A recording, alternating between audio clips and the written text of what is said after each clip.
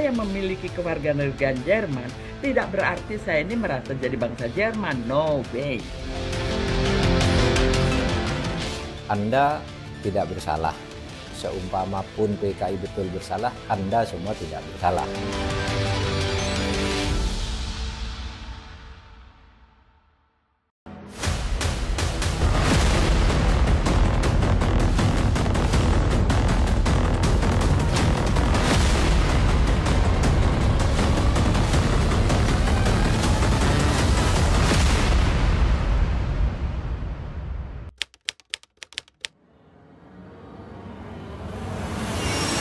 Proklamasi.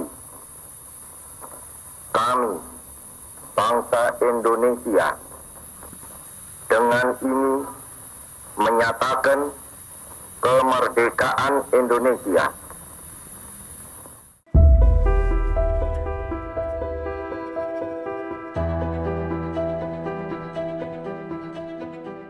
Setelah Indonesia merdeka, Presiden pertama Soekarno membenahi kondisi ekonomi dan politik Indonesia melalui berbagai gebrakan. Salah satunya adalah program berdikari atau berdiri di atas kaki sendiri. Konsep berdikari telah diterapkan Soekarno dalam rencana pembangunan semesta pada tahun 1961.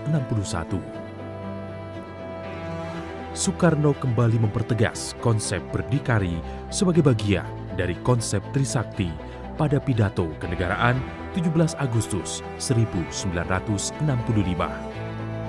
Dulu banyak sekali program dari pemerintah Indonesia untuk mensukseskan program Soekarno tentang berdikari.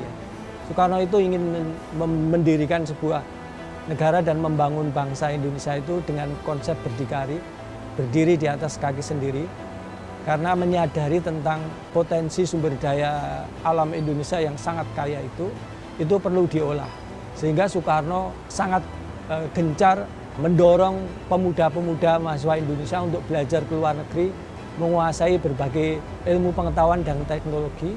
Diharapkan setelah mereka kembali itu nanti akan membangun negaranya sendiri, akan menjadi tulang punggung bagi pelaksana pembangunan di Indonesia pada masa itu. Saat itu, negara-negara Blok Timur gencar menawarkan program beasiswa pendidikan bagi mahasiswa Indonesia.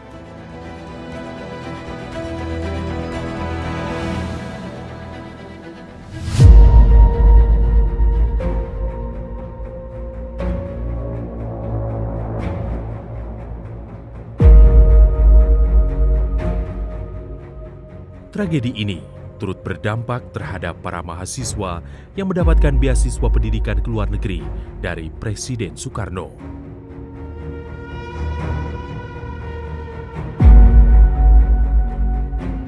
Para warga negara Indonesia yang berada di luar negeri dan tidak bisa kembali lagi ke Indonesia setelah tragedi 1965-1966 pecah.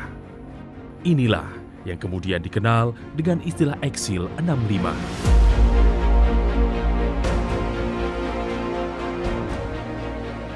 Jadi eksil itu mungkin dari kata Inggris exile ya, yang artinya pengasingan gitu. Kemudian di istilah populernya dalam bahasa Indonesia kemudian jadi eksil.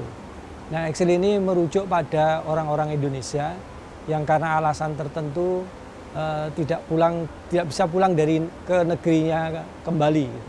Di sana menjadi karena alasan politik, karena alasan diplomatik mereka tidak bisa kembali ke Indonesia.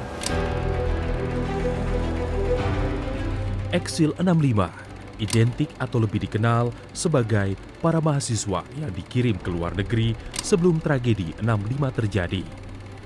Namun sebenarnya para korban eksil 65 terdiri dari beberapa golongan. Selain itu ada juga eksil yang mereka sebetulnya adalah para anggota diplomatik. Jadi entah itu dari duta besar atau diplomat-diplomat Indonesia yang ada di luar negeri, juga terutama yang dari negara-negara sosialis dan komunis seperti di Eropa Timur dan Rusia, juga Cina. Selain itu juga ada duta-duta atau delegasi-delegasi dari Indonesia. Ada yang dari parlemen, ada yang dari wakil organisasi kepemudaan dan sebagainya. Yang kemudian juga tidak bisa pulang, kemudian menjadi eksil di sana. Jadi tidak hanya mereka-mereka yang belajar ke luar negeri, tapi juga ada dari berbagai kategori itu. Nah, umumnya mereka ke luar negeri sebelum peristiwa tahun 1965 itu. Terutama yang menjadi tujuan utama pelarian itu adalah yang terbesar di Belanda, yang kedua yang Jerman, dan yang ketiga Prancis. Kalau orang-orang Belanda bisa menerima mereka umumnya karena mereka itu adalah orang-orang yang lahir sebelum kemerdekaan. Jadi sebelum tahun 45, otomatis mereka adalah warga negara Hindia Belanda. Nah, karena warga negaranya lah Hindia Belanda, maka dia bisa dijadikan warga negara Belanda dengan mudah. Kala itu, mereka diberikan dua pilihan, mengutuk Soekarno atau mendukung Soeharto. Umumnya mereka orang-orang yang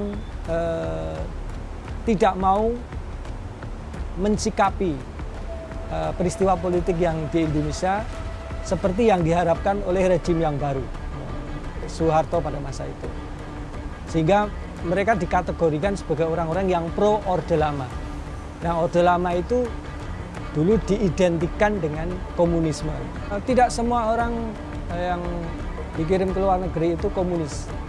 Tapi oleh rejim Soeharto memang dikomuniskan.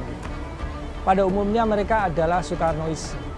Jadi Soekarnois itu adalah orang-orang yang percaya tentang pemikiran-pemikiran Soekarno.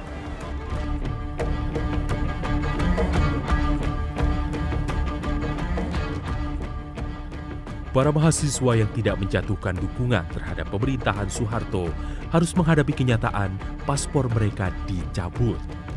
Sehingga mereka kehilangan status kewarganegaraan atau dinyatakan stateless.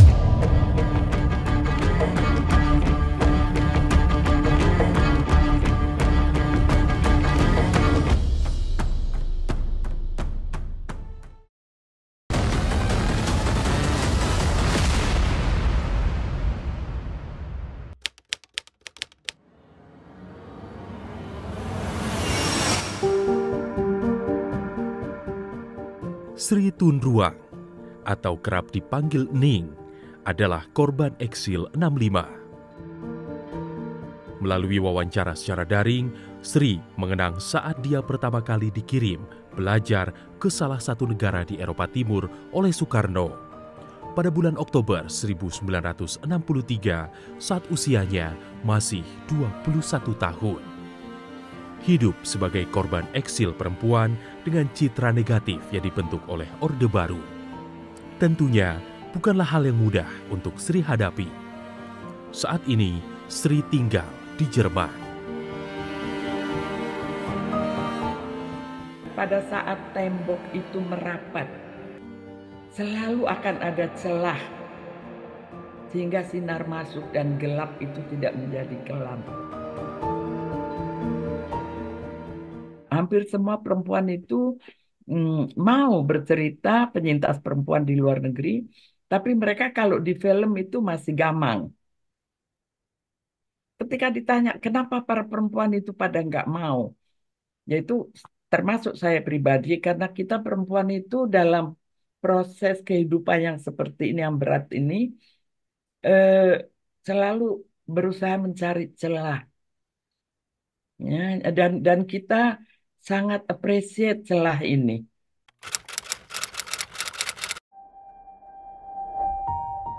Jadi sebetulnya itu bukan dua tawaran, Dek. Cuma satu tawaran. To be or not to be.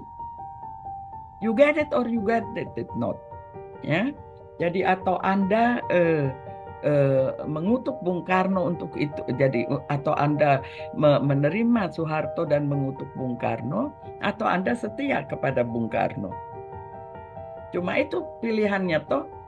Dan kalau ditanya saya sering ditanya, bahkan bulan lalu ada teman Indonesia ketemu di Amsterdam tanya, apa yang di kepala tante waktu itu?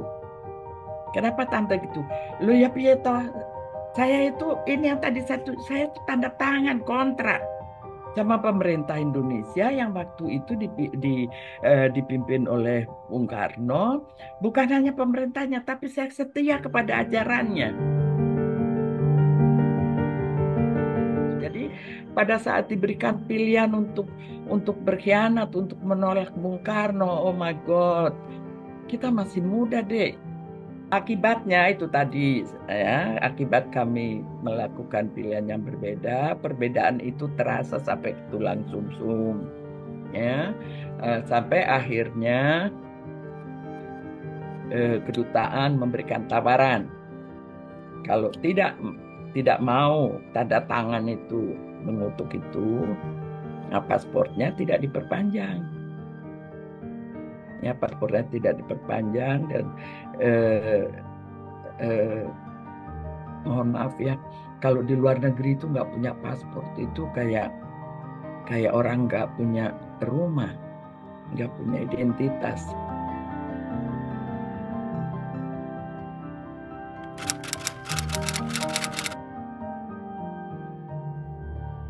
Jadi tidak punya paspor, tidak punya kewarganegaraan, tidak punya hak hukum. Ya, melalui berbagai cara, melalui berbagai kemungkinan yang ada, hak hukum ini bisa ditoleransi. Artinya kalau saya tinggal di Jerman, pemerintah Jerman mentoleransi, memberikan peluang walaupun kamu tidak punya kewarganegaraan, stateless, kita terima kamu hidup di sini sebagai stateless person. Nah, kalau stateless person tuh kita tuh nggak punya hak pilih, ya, nggak punya hak pilih, hak dipilih, praktis tidak punya hak politik.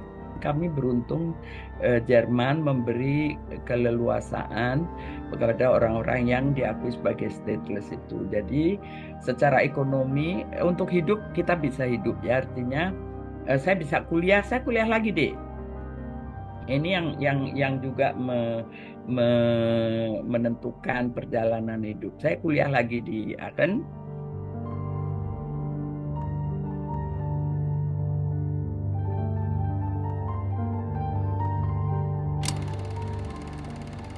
Selama 32 tahun, Sri dinyatakan stateless. Hingga akhirnya ia memutuskan mengambil kewarganegaraan Jerman.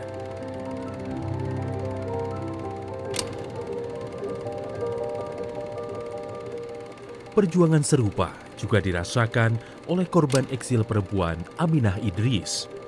Aminah kehilangan status sebagai warga negara Indonesia saat ia menempuh pendidikan di Bulgaria saat tragedi 1965 pecah. Saat ini, Aminah bermukim di Belanda. Kami mahasiswa itu terus sering kali dipanggil kami ke kedutaan, tapi kami sama sekali tidak ada yang kami lah beberapa orang itu tidak mau menandatangani pernyataan tersebut. Itu antara lain juga pernyataan itu mendukung Soeharto. Disuruh menandatangani itu sementara itu juga kami diminta paspornya dengan alasan mau diganti paspor baru begitu. Karena pemerintah baru paspornya akan diganti. Jadi ketika diambil paspornya kami mendapat satu surat sebagai pengganti paspor. Ini suratnya. Berlaku laksana paspor. Ya, ini surat laksana paspor yang berlaku 3 bulan. Kami tidak bisa kemana-mana tanpa paspor ini. Jadi tanpa paspor. Jadi sejak itulah itu tertanggal 1 September 66. Jadi sejak itulah kami tidak punya kewarganegaraan.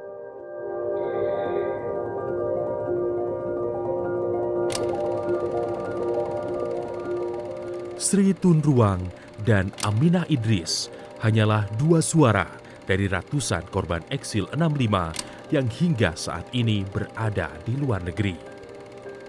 Banyak kisah dan harapan dari para korban eksil 65 yang selama ini terpendam.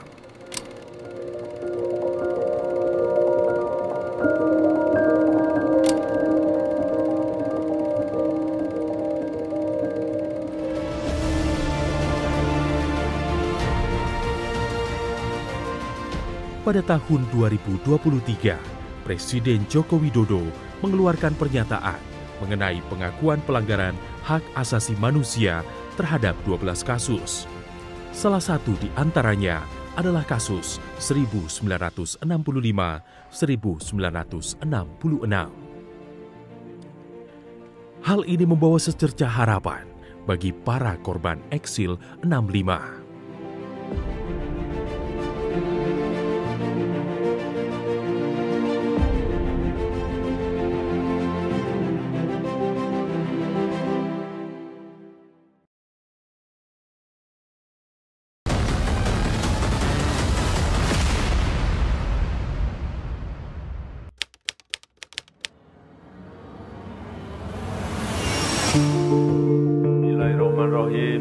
Pada sidang tahunan MPR 16 Agustus 2022, Presiden Joko Widodo mengatakan telah menandatangani keputusan Presiden atau Kepres nomor 17 tahun 2022 mengenai pembentukan tim penyelesaian non-yudisial pelanggaran hak asasi manusia atau PPHAM yang berat di masa lalu. Tim PPHAM kemudian melakukan penyelidikan ulang dan verifikasi terhadap hasil penyelidikan yang dilakukan Komnas HAM.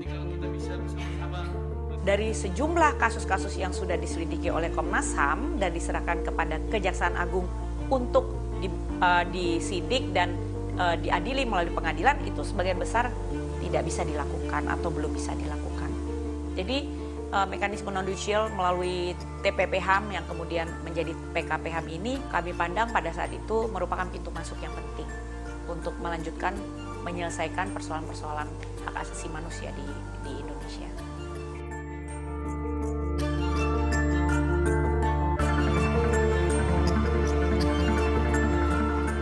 Terus kita juga menganjurkan kepada pemerintah juga bahwa kasus-kasus eksil itu bisa diselesaikan ya, diadukan.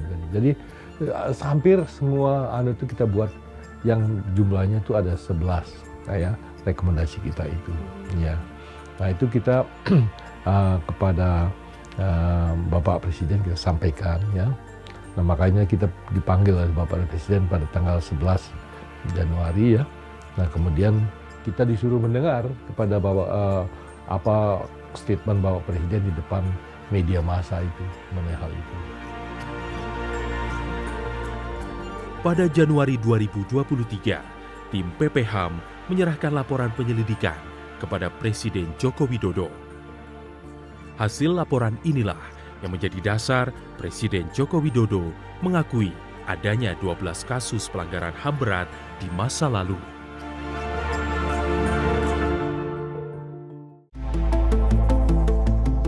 Pada 15 Maret 2023, Presiden Joko Widodo mengeluarkan keputusan Presiden nomor 4 tahun 2023 tentang Tim Pemantau Pelaksanaan Rekomendasi Penyelesaian Non-Yudisial Pelanggaran Hak Asasi Manusia atau HAM yang berat dan Instruksi Presiden atau Inpres nomor 2 tahun 2023 tentang pelaksanaan rekomendasi penyelesaian non-yudisial pelanggaran hak asasi manusia atau HAM yang berat.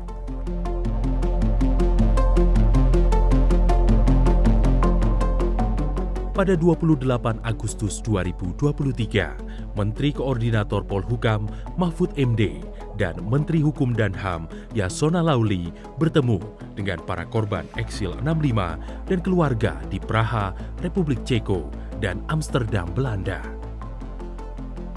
Salah satu upaya pemerintah memulihkan hak-hak mereka adalah memberi kemudahan layanan imigrasi, yakni visa multiple entry. Mereka dapat bebas pulang ke Indonesia. Karena yang diperhatikan korbannya, maka eksil itu lalu mendapat pintu untuk pulang. Nah, kita datangi mereka. Siapa yang mau pulang, pulang. Anda tidak bersalah. seumpama pun PKI betul bersalah, Anda semua tidak bersalah karena Anda tidak terlibat kan gitu. Oleh sebab itu mau pulang kita kasih surat dari Menkumham, dan surat dari Menkumham itu berlaku selamanya karena isinya siapapun yang mau pulang kan gitu. Cuma masalahnya sekarang mereka itu pada tua-tua. Ini kan tahun 65, udah 60 tahun kan. Sudah pada tua sehingga kalau mau pulang tuh ngajak istrinya, anaknya. Problem pertama. Problem yang kedua, mereka asetnya udah ndak ada di sini, keluarganya sudah ndak ada. Tapi bagi siapapun yang ingin pulang sampai sekarang ya masih berlaku. Itu kan prosedurnya mudah aja. Datang ke Kedubes, saya eksil, ini buktinya, paspor saya dirampas tahun sekian, udah nanti diberikan, difasilitasi pulang. Pengakuan pemerintah kemarin itu yang dari Pak Jokowi itu merupakan satu langkah pertama, ya, melalui PPHAM masalah-masalah pelanggaran HAM lebih terbuka. Sekarang orang lebih leluasa. Itu arti buat saya ya. Itu suatu langkah pertama. Apakah itu mengubah kehidupan saya secara keseluruhan? Pada pokoknya tidak. Artinya dia mempermudah. Ya, dia mempermudah. Sekarang saya kalau pulang, saya nggak usah ngantri visa on arrival. Saya bisa keluar masuk. Dan sekarang melalui PPHAM kemarin, implementasi PPHAM yang pertama, saya bisa dapat kitas. Ya, dapat kitas. Melalui kitas ini saya bisa bisa buka account, bisa buka rekening. Dulu tuh susah loh buka rekening di Indonesia. Ini sekarang ada kemungkinan. Tapi saya tidak ingin berhenti di situ saja. Pengungkapan kebenaran sudah mulai antara lain itu ya dengan gerakan-gerakan dilakukan PPHAM itu. Kan itu suatu kebenaran yang diungkap bahwa ternyata di luar negeri masih banyak korban 65. Itu kan juga suatu kebenaran dan pemerintah sudah mulai oke, mau diapain.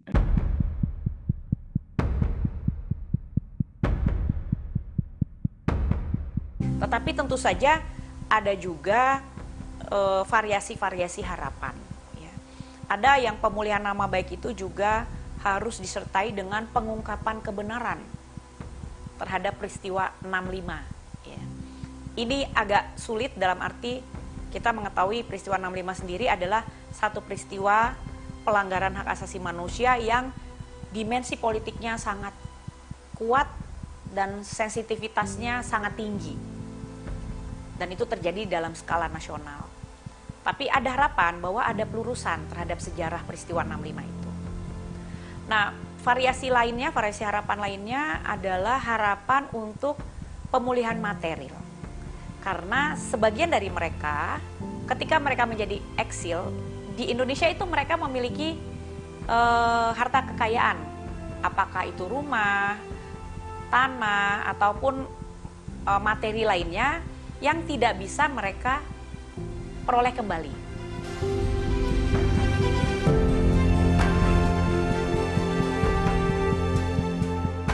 Ya, satu langkah yang sudah baik gitu, satu niat negara yang baik untuk memulihkan warga negaranya jangan sampai terpotong lagi.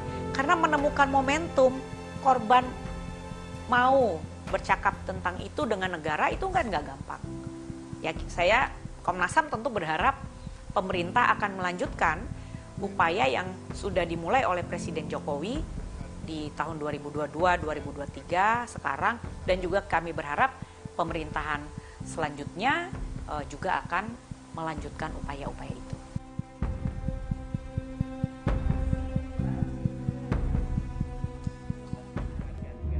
Kalau saya memiliki kewarganegaraan Jerman, tidak berarti saya ini merasa jadi bangsa Jerman. No way.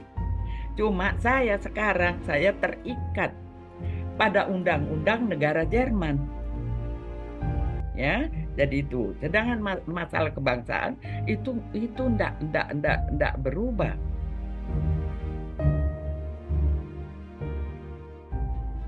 Bawalah badanmu keliling dunia. Tetapi tujukanlah jiwamu tetap kepada Tuhan dan Indonesia.